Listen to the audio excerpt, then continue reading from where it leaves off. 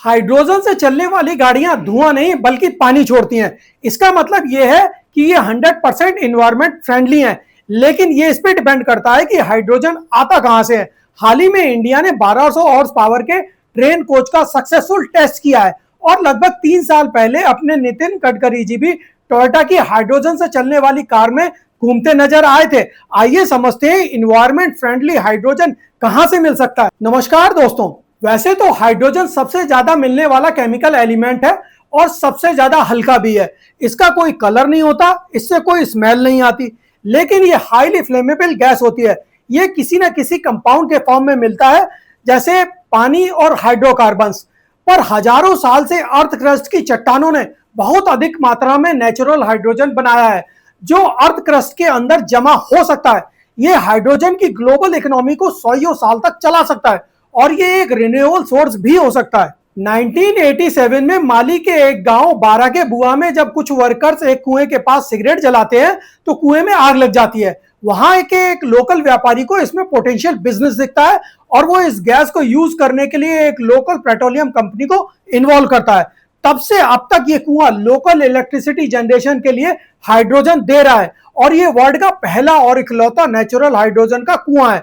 इसकी हाइड्रोजन 95% तक कॉन्सेंट्रेटेड है। 60% से ज्यादा कंसंट्रेशन को यूज के लिए इकोनॉमिकल माना जाता है। यूएस जियोलॉजिकल सर्वे का अंदाजा है कि काफी मात्रा में नेचुरल हाइड्रोजन है जिसे निकाला जा सकता है। ये अर्थ क्रस्ट में दो तरह के नेचुरल जियोलॉजिकल प्रोसेस से बनती है। एक तो जब natural ground water iron rich mineral से केमिकल रिएक्शन करता है, दूसरा तब जब नेचुरल रेडिएशन से वाटर मॉलिक्यूल्स स्प्लिट हो जाते हैं। 2023 के एंड तक 40 से ज्यादा international resource companies globally natural hydrogen explore कर रही थी। इसके potential resources Mali, France, United State, Russia, Tanzania, Albania, New Caledonia और अंडमान निकोबार में हो सकते हैं। टोटल हाइड्रोजन के यूज में से 44% यूज होता है फ्यूल रिफाइनिंग के लिए, 34% यूज होता है अमोनिया और फर्टिलाइजर प्रोडक्शन के लिए, 5% यूज होता है स्टील मैन्युफैक्चरिंग के लिए।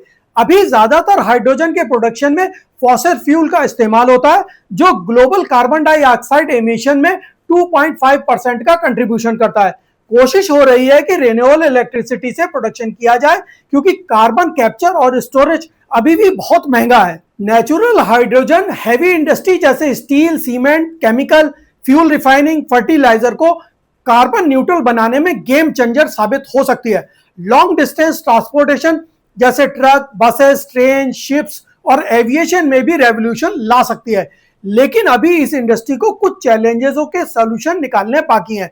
अभी तक अथॉरिटीज ने नेचुरल हाइड्रोजन को नेचुरल रिसोर्सेज में कंसीडर नहीं किया है, इसलिए इसके एक्सप्लोरेशन की अप्रूवल लेने में दिक्कतें आ रही हैं। साथ ही इसके स्टोरेज, ट्रांसपोर्टेशन, डिस्ट्रीब्यूशन को भी रिजॉल्व करना है। वीडियो अगर इंफॉर्मेटिव लगी हो तो लाइक शेयर कर देना और चैनल को सब्सक्राइब करना मत भूलना।